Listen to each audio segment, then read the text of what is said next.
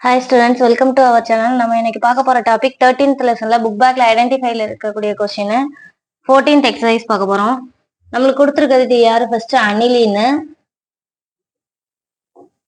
இது aniline. Next கொடுத்திருக்க காம்பவுண்டோட name என்னது? பென்சால்டிகைடு.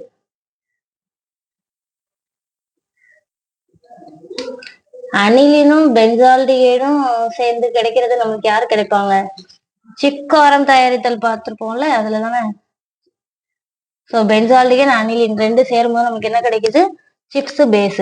அதாவது C6H5 NH2 C6H5 CHO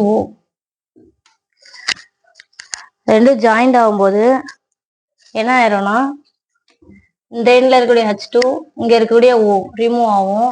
so அப்போ என்ன வரும்? C6H5 CH double bond N C6H5. ஓகேவா? இதோட நேம் தான் யாரு? சிப்ஸ் பேஸ், சிப் காரம்.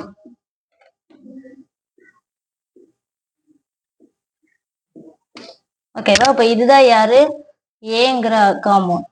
நெக்ஸ்ட் இதோட கான்சன்ட்ரேட்டட் நைட்ரிக் ஆசிட் போடுறாங்க.